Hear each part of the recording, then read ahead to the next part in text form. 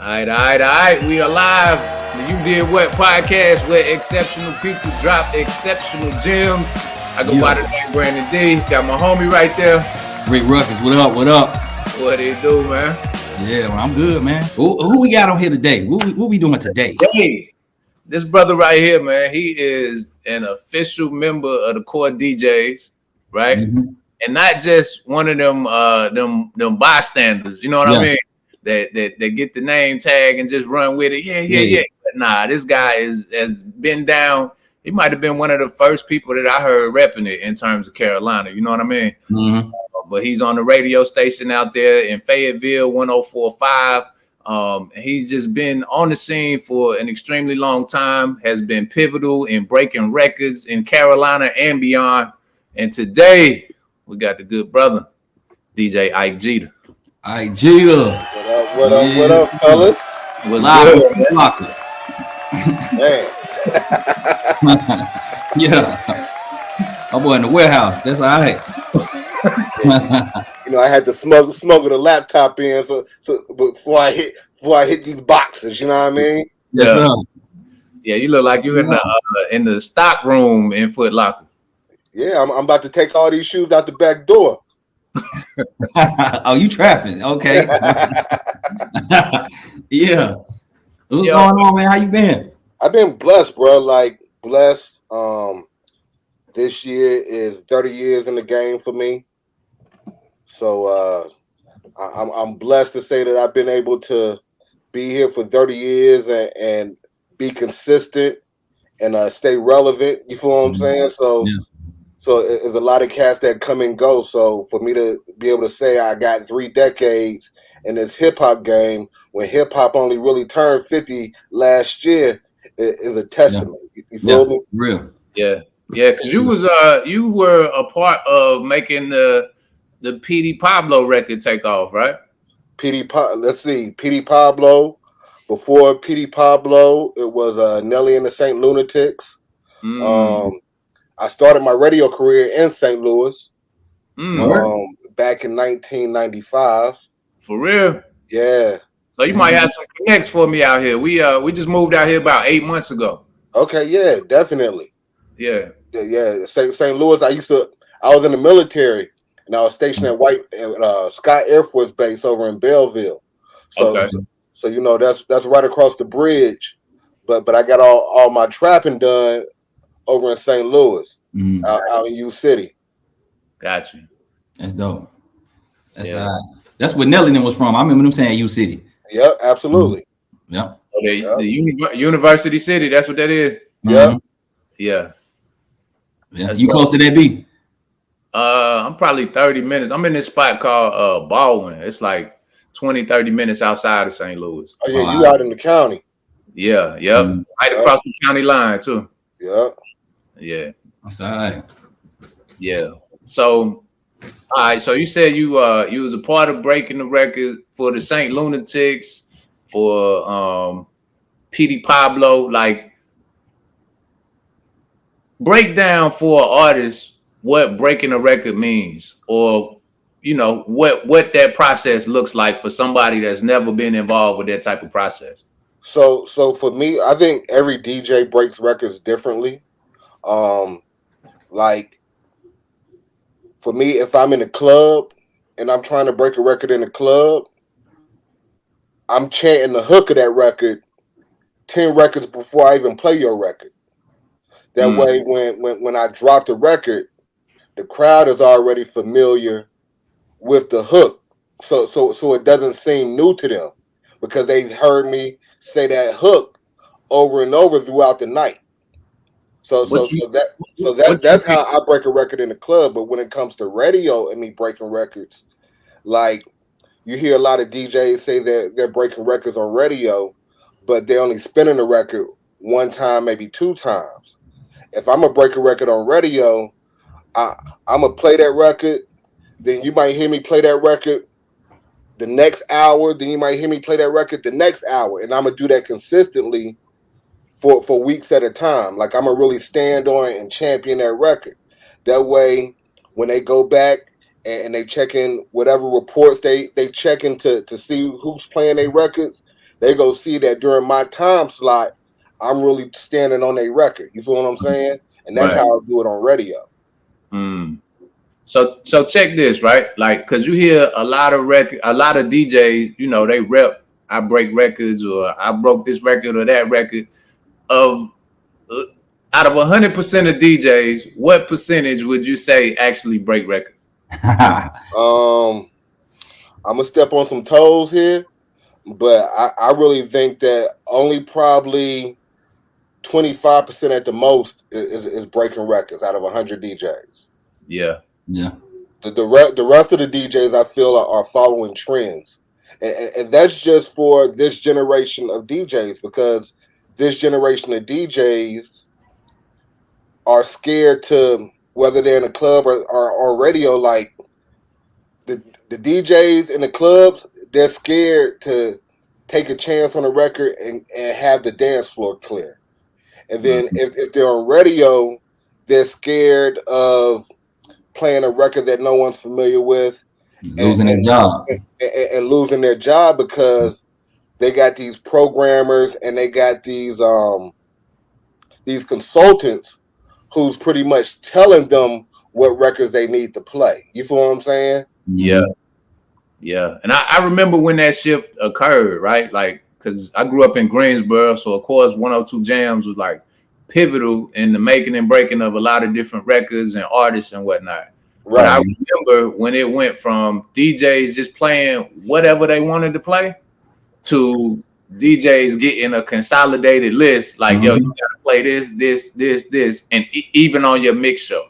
Yeah. And what happens is when that shift happened, it took a lot of the creative control away from the DJs, because now, say you got a hot record, but this DJ got to play these 10 records in an hour time slot, and he knows in his head that I'm playing 2 minutes of each record, but I also got 2-3 minute breaks of commercial breaks. Now that only leaves me probably room to play 2 records that I want to play, the records that I want to break. And now I got to be able to sandwich those 2 records in between the list of records that they gave me, but I got to do it in a way that it makes sense. Yeah. And a lot of DJs don't have that skill set. Yeah.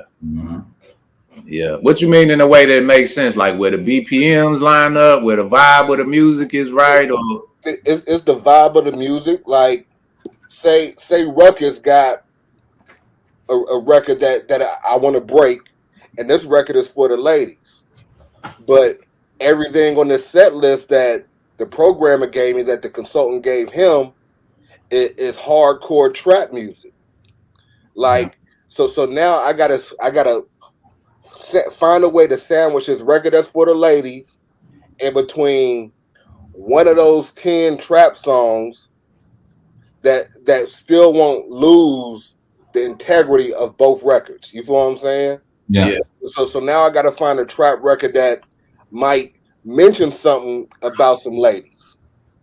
Whether it's something that he talking about, he in a club buying bottles for ladies or whatever, and then I got to slide Ruck record in there to make it at least fit and be level with what I'm playing right now. It's a whole science to it. Yeah, I definitely get that.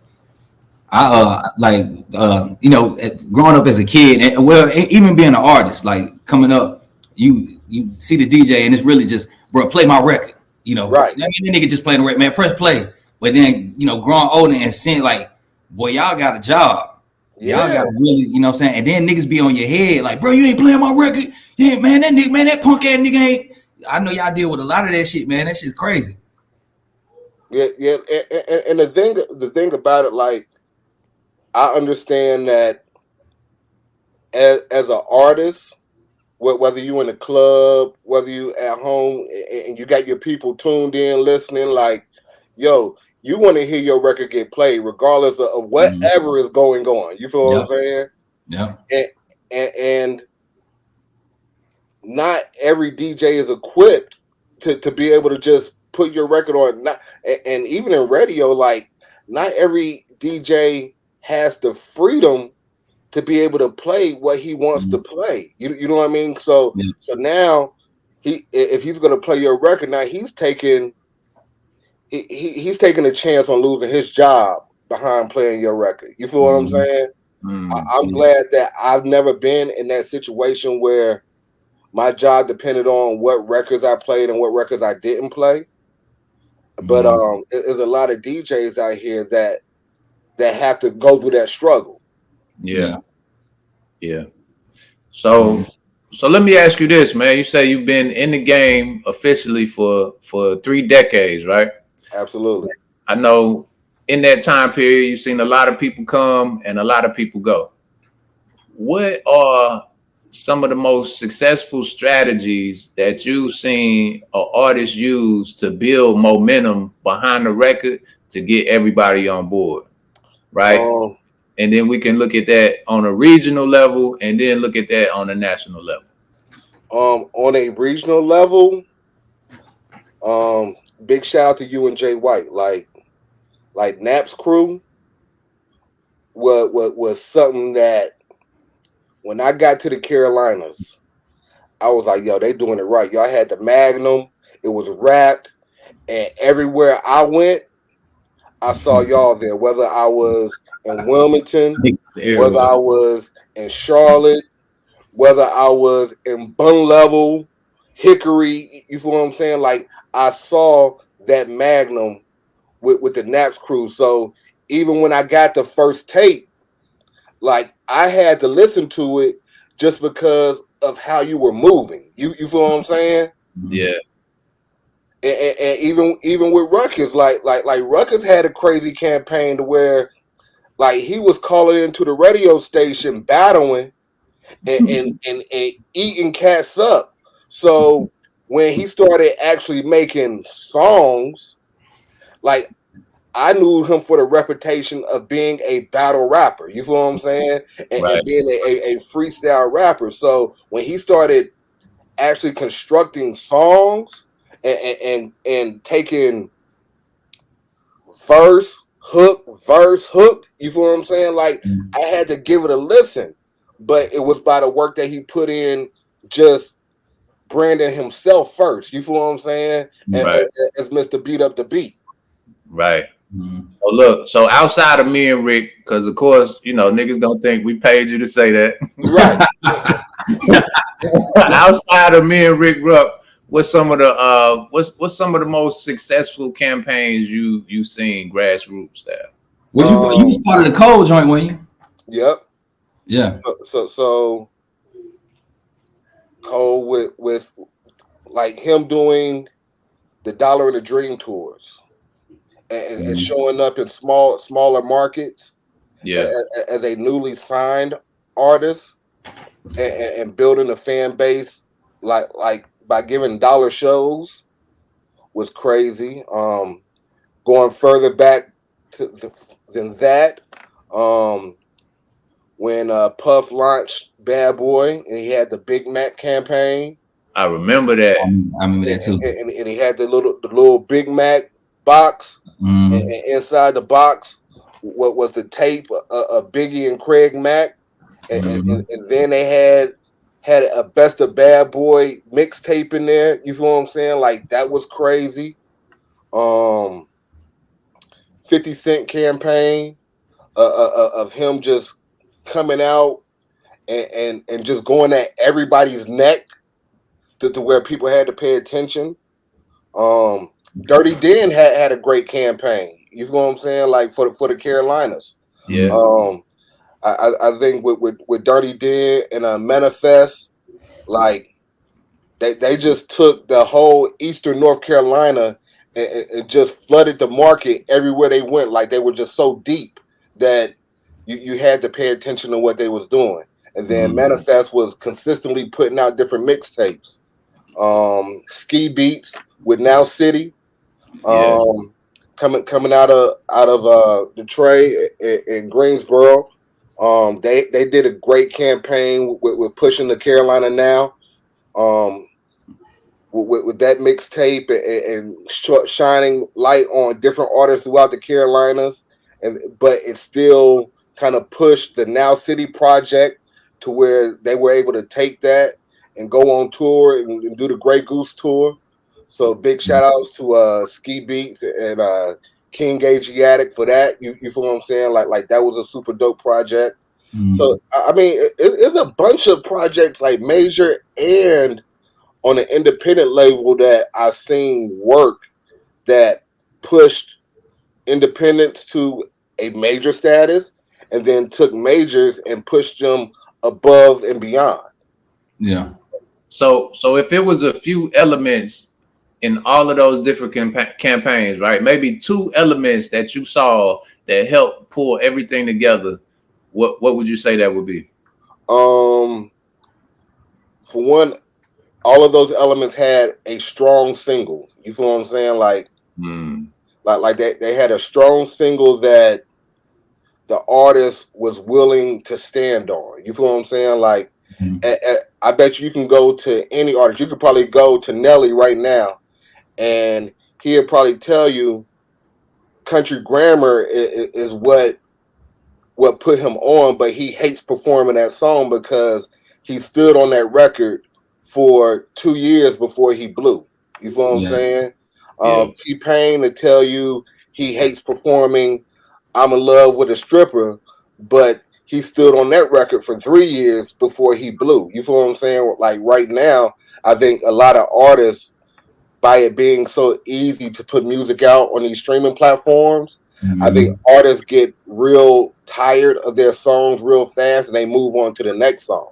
So they don't really give their songs the time to really cook and plant that seed and allow that seed to grow before they moving on to the next record or to the next project. Yeah. It is true.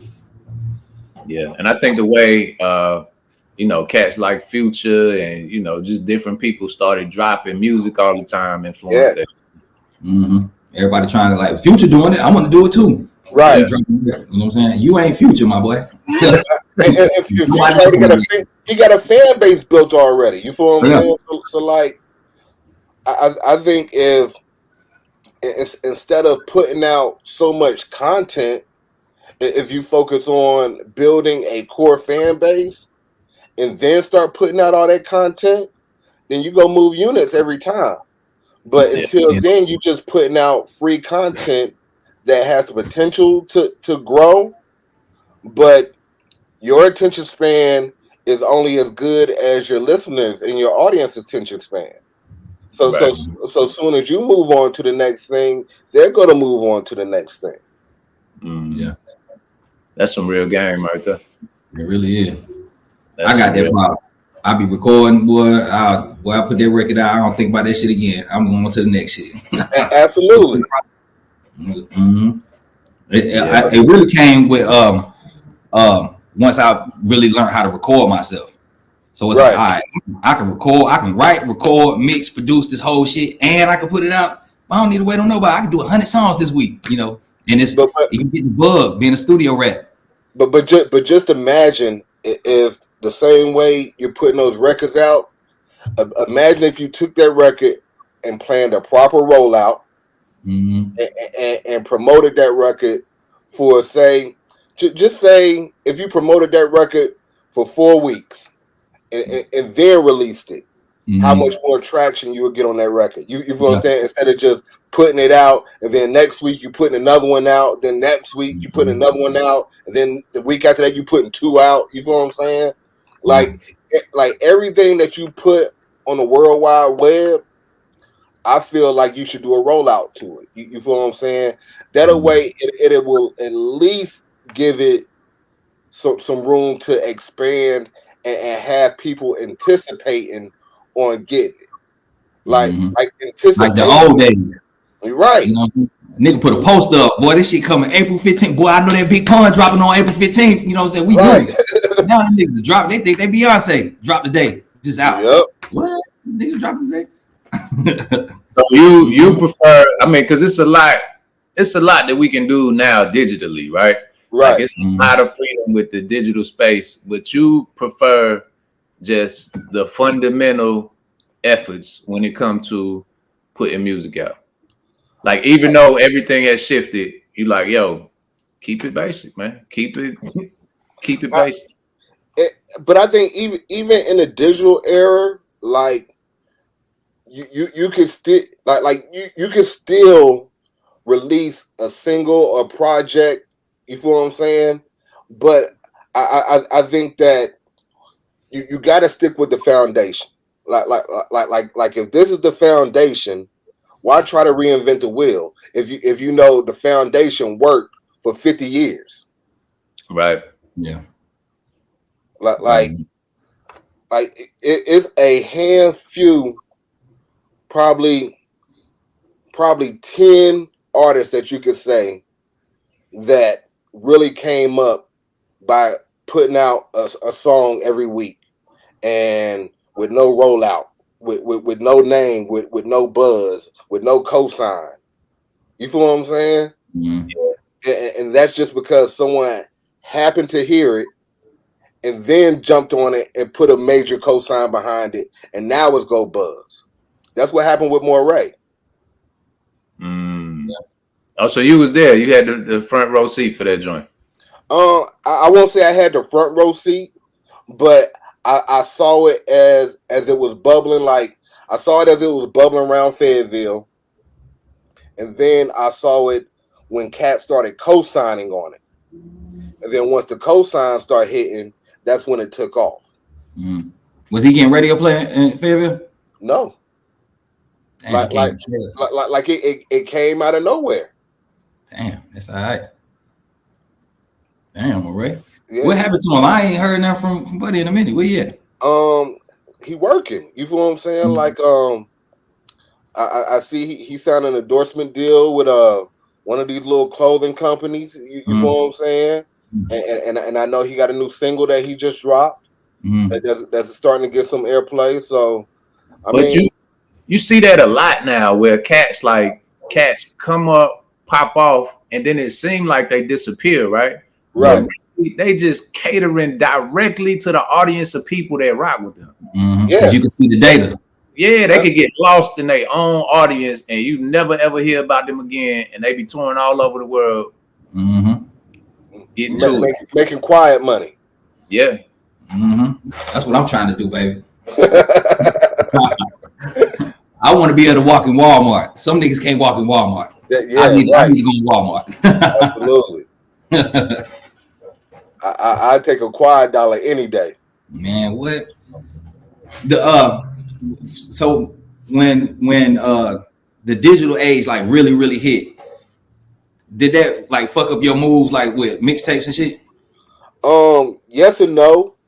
I think that mixtape wise, like I had a mom and pop store here in Fayetteville that I used to sell mixtapes in. You know what I mean? Out of the flea market mall.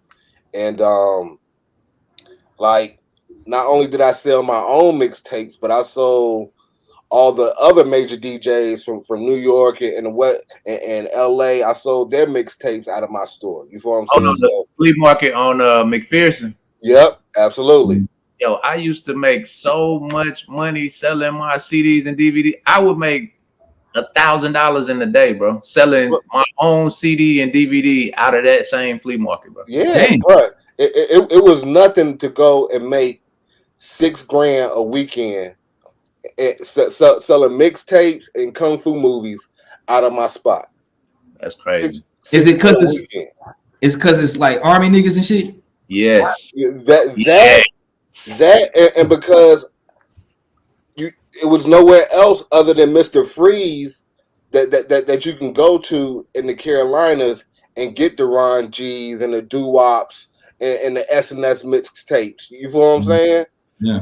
But I had connections with all of those cats where I would buy a master copy from them and then bring it back and dub them up, and I sell 4 mixtapes for $25, where everybody else was selling one mixtape for $10. So look, when you say master copy, is that basically a code word for saying, hey, I respect who you are and what you do, so I'm gonna pay more for this official copy, and I'm gonna just go sit down. That's basically what master copy mean. Yep. Yeah. Man, yeah. That's all right. Yeah, Rick. Just go on Napster and get that joint and hit the street. Yeah. But nah, it also build a relationship. Like you said, like I could call these guys direct. I done broke bread with them. They know that I can just get it from anywhere, but it just build a different level of respect. Yeah, that's dope. Yeah. But I miss those US flea market mall days though. Say what? I miss those flea market mall days though. Man. Yeah. It was another joint I used to go to in Florence, South Carolina, and do the same thing, bro. Yeah. Was it near Army base? It wasn't no Army base. It was just people that wanted to support because nothing ever come through there. You know what I mean? Yeah. So like being that nothing really come through there, and you taking the time out to go into these people's place, like they respect it, they honor it, and it's all in presentation. How you talking to these people? You know what I'm saying? Like if you. It's almost like a campaign when you out there. It's like people voting with their dollars. That's it. Thank you though. You know what I'm saying? Right. Yeah. Right.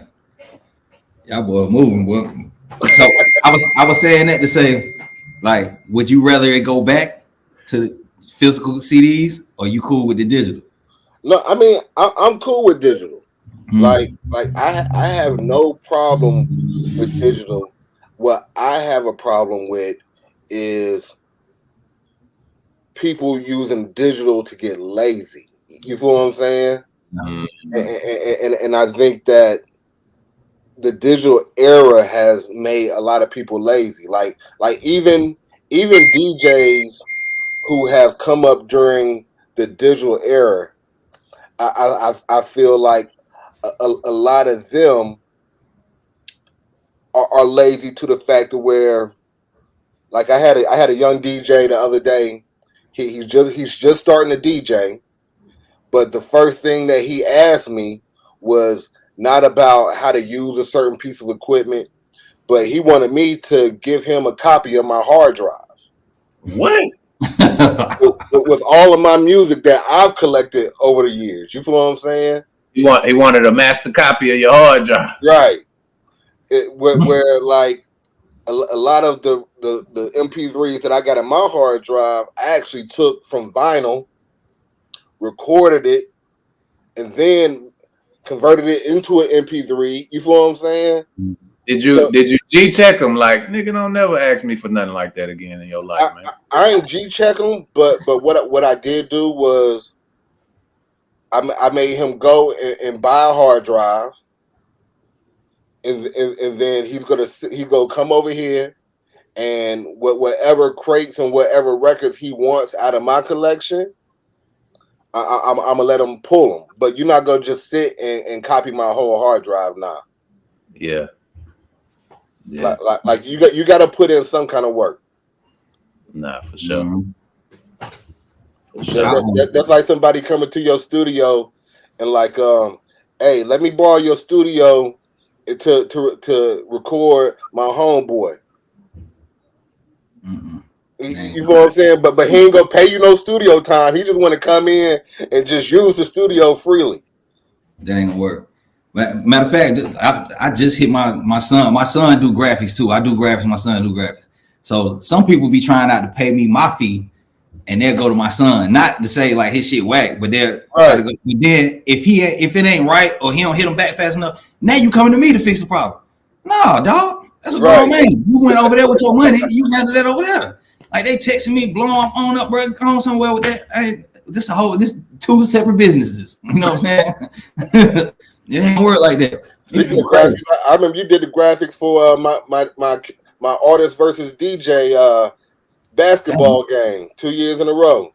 You did the graphics for me. I don't even remember that shit. All right. Yeah. Damn. Well, I've been working. I've been doing the graphics for a long time, nigga. What's going on? You've been on it, man. I am, bro.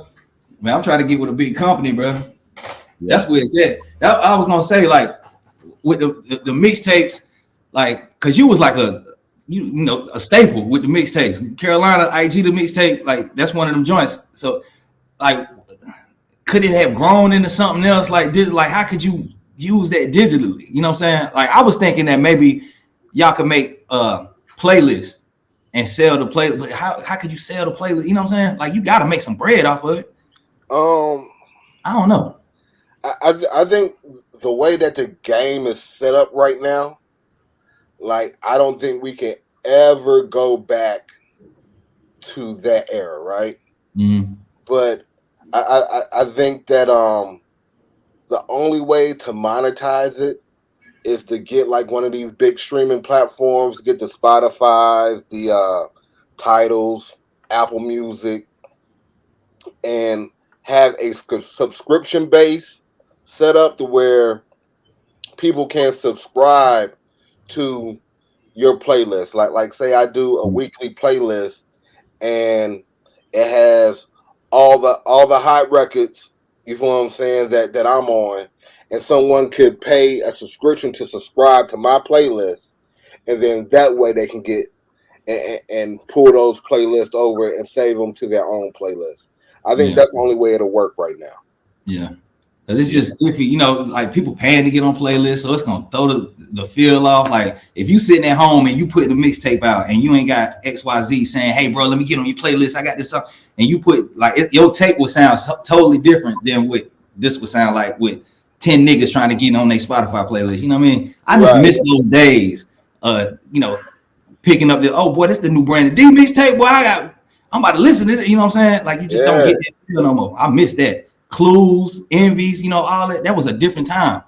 Like I don't. It was a great time, but because I think, like at that time, everybody was trying to be creative. Everybody was trying to stand out, and I think that the artists were more accessible then too. You feel what I'm saying? Like it'd be easy for me to hop in a car and drive to New York and stop by a studio, and whoever was in the studio, get them a couple $100 and they'll do a freestyle for me. You feel what I'm saying? Like that was easy now. And you would think that it'd be easier now in the days of social media, but a lot of cats hide behind social media to where they have their social media, but they don't respond or they don't interact with the people who's hitting them up on social media, to where back then, like I said, I could walk in the studio and Pun would be in the studio and I say, "Yo, Pun, I'm DJ so-and-so. How much will you charge me to do a freestyle for this mixtape?" And he'd go in there and knock it out. You feel what I'm saying?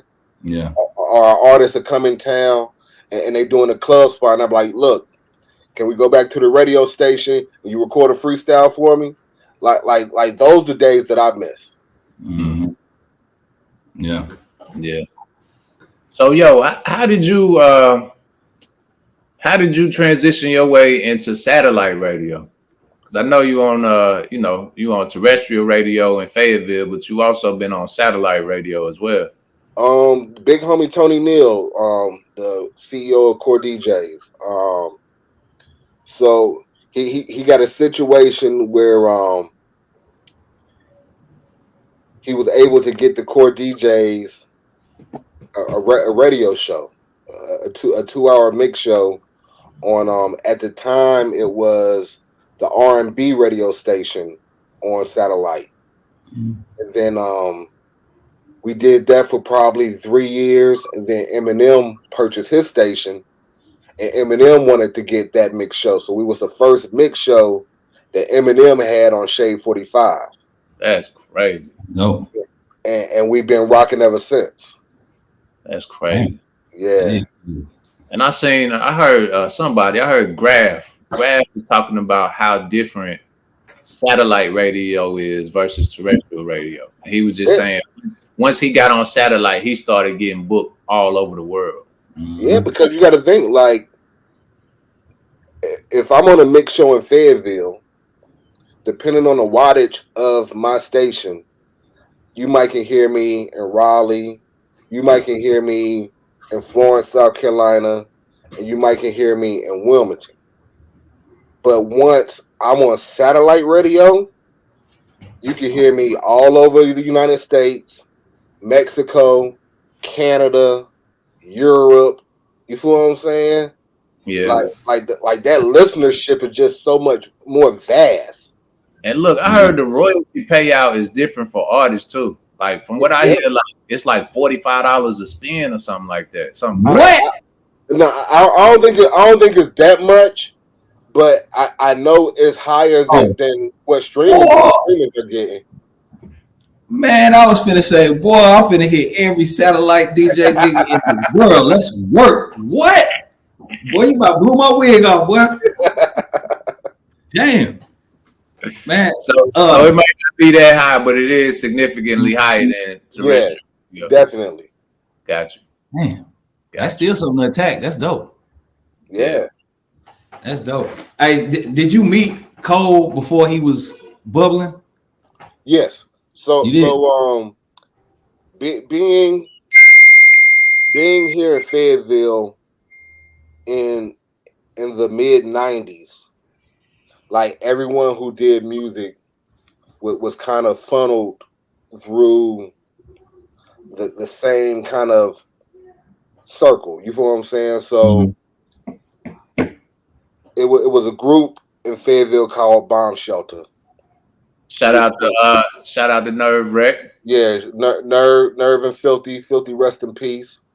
And at the time they were doing music on a level that the other independent artists weren't doing. You feel what I'm saying? Like their music had a great sound. They was taking time to send their music off to get mixed and mastered. They was putting out tapes with pictures and graphics on it. You know what I mean? And then they got shouted out in the Source magazine, like them and Character Assassins at the time. But they was also promoting their own shows. So, and during their shows that they was promoting, they allow other artists to come through and perform too. So that's how I met Cole, was by him taking a liking to Bomb Shelter and then start coming around, hanging around Bomb Shelter to eventually performing at one of their shows that they were throwing and allowing artists to perform.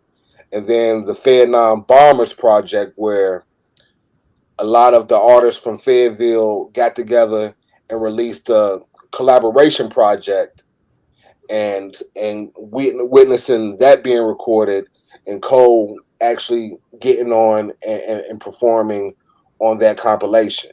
And this a teenage J. Cole at the time. Yeah, like this is junior year, senior year of high school. That's dope. Could you see the star in him? Did you? Yes, he was dope. Like he's always been ahead of his time. You feel what I'm saying? And his wordplay has always been kind of spot on. You feel what I'm saying? Yeah. And what I love about Cole is he stays in his lane. You feel what I'm saying? Like, yeah, he ain't all over here doing the trap music and all. Yeah, he ain't trying to be nobody but who he is. You feel what I'm saying?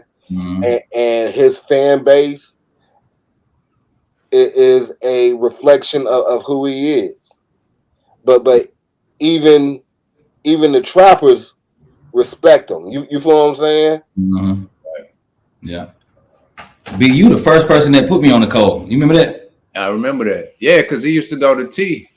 Man, you called me and said, "Hey, bro, you ever heard somebody named J. Cole?" Like, nah. He said, "Boy, Jay-Z just signed him." I'm like, "What the fuck? How Jay-Z signed a nigga from North Carolina? He ain't talking. He ain't hollering at us."